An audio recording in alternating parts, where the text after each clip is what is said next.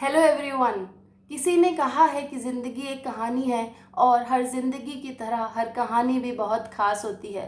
मेरा नाम है नीलम चौहान और मैं आप तक ला रही हूँ आपके और मेरे जैसे आम लोगों की ज़िंदगियों से कुछ ख़ास कहानियाँ। आज हम जिस कहानी को सुनने जा रहे हैं उस कहानी का नाम है द लाइब्रेरी। ये कहानी है प्रीति देसाई, एक पुरानी लाइब्रेरी और एक प्रेजेंटेशन की। प्रीति की जिंदगी में सब कुछ आम था। आम से माँ बाप जो रास्ते पर पानी पूरी बेचकर अपना घर चलाते थे। एक छोटा सा घर, एक सरकारी स्कूल में पढ़ाई, बदन पर आम से कपड़े और शायद दिखने में प्रीति भी खुद कुछ आम से ही थी। अगर आम से जिंदगी में कुछ खास था तो वो थी उनकी प्लेग्राउंड के पास बनी एक पुरानी सरकारी लाइब्रेरी। प्रीति के घर में टीवी और केबल की सुविधा तो थी नहीं और उनकी ज़िंदगी में ज़्यादा दोस्त भी नहीं थे। इसीलिए बचपन में ही उन्होंने किताबों को अपना दोस्त बना लिया। अगर आप सोच रहे हैं कि पढ़ लिख कर प्रीति बड़े होकर कोई महान काम करने वाली थी तो ऐसा बिल्कुल भी नहीं था। प्रीति ने उस लाइब्रेरी में जाना सिर्फ इसीलिए शुरू किया क्योंकि उनके स्कूल में एक पढ़ाने वाली एक टीचर ने कहा था कि जो भी बच्चा स्कूली किताबों के अलावा कोई किताब पढ़कर उसकी समरी क्लास में सुनाएगा तो उसे टीचर चिल्ड्रंस डे पर एक नया बैग देंगी। नया बैग सुनते ही जैसे प्रीति की जिंदगी वहीं रुक गई।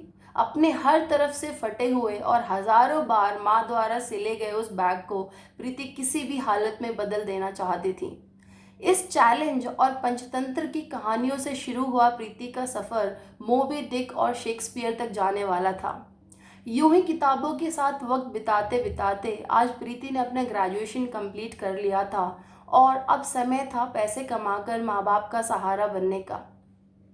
अपनी अच्छी कम्युनिकेशन स्किल्स के बेसिस पर प्रीति को एक बड़े कॉल सेंटर में 20,000 रुपये महीने पर नौकरी मिल गई थी। एक बड़े ऑफिस में 20,000 रुपये पर काम करना प्रीति के माँ बाप के लिए कुछ ऐसा था जैसे किसी आईआईएम ग्रेजुएट का 10 लाख रुपये पर महीने पर काम करना। पर प्रीति के लिए ये शुरुआत आसान होने वाली नहीं थी।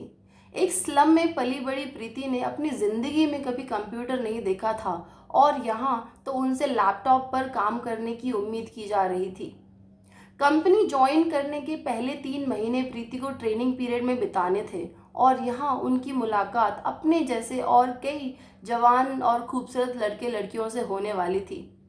50 लोगों के उस ट्रेनिंग बैच में जहाँ इस हाई फाई ऑफिस में लोगों को trendy jeans T shirts fashionable heels और मेकअप के साथ देखा जा सकता था, वहीं प्रीति को आप अलग से पहचान सकते थे। पाँव में 100 रुपये की चप्पल, शरीर पर एक पुराना कॉलेज का सूट और बाल बंधे हुए ऐसी दिखती थी कुछ प्रीति उन लोगों के बीच। उनके साथ ट्रेनिंग में काम करने वाली लड़कियों ने जैसे प्रीति को छांट दिया था। वो ना तो उनसे बात करती और अक्सर उनके लैपटॉप को ठीक से ना चला पाने के स्किल पर उनका मजाक बनाती। प्रीति ने इन लड़कियों से दोस्ती करने की बहुत कोशिश की पर इन लड़कियों की latest movies, boyfriend, fashion tips, makeup, इन सब चीज़ों के बीच प्रीति के पास कुछ कहने को होता ही नहीं था। उन्होंने अपनी ज़िंदगी में ये सब कभी देखा ही नहीं था।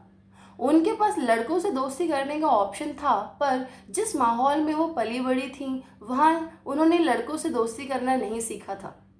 कहते हैं कि human is a social animal. हम में से कोई भी अकेले रहना पसंद नहीं करता। हमें परिवार, दोस्त, प्यार, हर रिश्ते की ज़रूरत होती है। इस बड़े ऑफिस में प्रीति कब तक अकेले रह पाती? हर बीतते दिन के साथ उन्हें लगता कि शायद ये hi fi office, hi fi lifestyle और हाई फाई लोग उनके लिए नहीं हैं, वो गलत जगह पर है। उन्होंने कुछ दिनों में ऑफिस छोड़ने का मन बना लिया। ऑफिस छोड़ने के कुछ दिन पहले ही प्रीति को उनकी फर्स्ट सैलरी का मैसेज आया और मैसेज देखते हुए उनके माँ बाप के चेहरे पर जो खुशी थी उसे देखकर प्रीति ने अपना विचार बदल दिया। यूं ही ऑफिस आते जाते कई हफ्ते बीत गए और कुछ ही दिनों में ट्रेनिंग खत्म होने आई थी। ट्रेनिंग के आखिरी दिन पर ट्रेनिंग में रहने वाले सभी लोगों से ट्रेनिंग के दौरान सीखे गए प्रोसेस पर एक प्रेजेंटेशन देने को कहा गया था, जिसके लिए इन सभी लोगों को अलग अलग टीम्स में डिवाइड कर दिया गया। ये लाजमी था कि कोई भी प्रीति को अपनी टीम में लेना नहीं चाहता था, पर एचआर के ऑर्डर्स पर उनको एक टीम में डाल दिया गया। उनके टीम मेंबर्स ने सभी ने अपने अपने टॉपिक सेलेक्ट कर लिए और प्रीति के लिए कुछ नहीं बचा। आखिरकार हार मानकर टीम मेंबर्स ने उन्हें एक 3 मिनट का इंट्रोडक्शन देने को कह दिया। बचपन से किताबें पढ़ती आई और उनकी समरी सुनाती आई, प्रीति के लिए शायद 3 मिनट ही काफ़ी थे। अपनी पहली तनख्वाह से इतने सालों बाद खरीदे गए एक सूट को पहनकर बाल खुले कर कर आज प्रीति ऑफिस पहुंची। उस प्रेजेंटेशन की रात जब प्रीति ने उस प्रेजेंटेशन पर बोलना शुरू किया तो यूँ मानिए जैसे उस हॉल में बैठे सभी रिक्रूट्स जो इतने महीनों से उनके साथ थे, उन्होंने किसी अलग लड़की को देखा। उस हॉल में जैसे एक सन्नाटा छा गया। 3 मिनट बाद जब प्रीति ने अपना इंट्रोडक्शन ख़त्म किया तो उस हॉल में बैठे सभी नए रिक्रूट से लेकर ऑफिस के प्रेसिडेंट तक खड़े होकर उनके स्किल्स के लिए तालियां बजा रहे थे। उस रात पहली बार उनके साथ ट्रेनिंग करने वाले लोगों को एहसास हुआ कि शायद आम से दिखने वाली ये लड़की इतनी आम नहीं थी। शायद इसका कारण था कि वो पहली बार प्रीति की 100 रुपये की चप्पल या उनके शरीर पर पहने आम से सूट को नहीं, उनके हुनर को देख रहे थे। बस इतनी ही थी प्रीति, एक पुरानी लाइब्रेरी और एक प्रेजेंटेशन की कहानी। प्रीति की कहानी हमें ये बताती है कि तेज़ी से बदलती दुनिया में अक्सर लोग किसी की सादगी को उनकी कमज़ोरी समझ लेते हैं। फैशनेबल और ट्रेंडी होने में कोई गलत बात नहीं है, इनफैक्ट ज़माने के साथ चलना तो एक बहुत अच्छी बात है, पर किसी की सादगी को उनकी कमज़ोरी समझना शायद ठीक नहीं। एक आम से धोती कुर्ता पहनने वाला इंसान भी शायद उतना ही होनहार हो सकता है जितना कि कोई रेमंड की शर्ट पैंट पहना कोई आदमी। सिंप्लिसिटी एक ऐसा गुण है जिसे वो लोग अपनाते हैं जो अपने सादा होने पर भी दुनिया में खूबसूरती और अच्छाई फैला सकते हैं। अंग्रेज़ी में कहते हैं कि there is beauty in simplicity. अपने सादा होने पर गर्व करें। उम्मीद है आपको कहानी अच्छी लगी होगी। अगर अच्छी लगी है तो मुझे कमेंट कर कर ज़रूर बताएं। लाइक बटन प्रेस करें। अगर अच्छी नहीं लगी तो डिसलाइक बटन प्रेस करें और 2 बार प्रेस करें ताकि आप श्योर हो।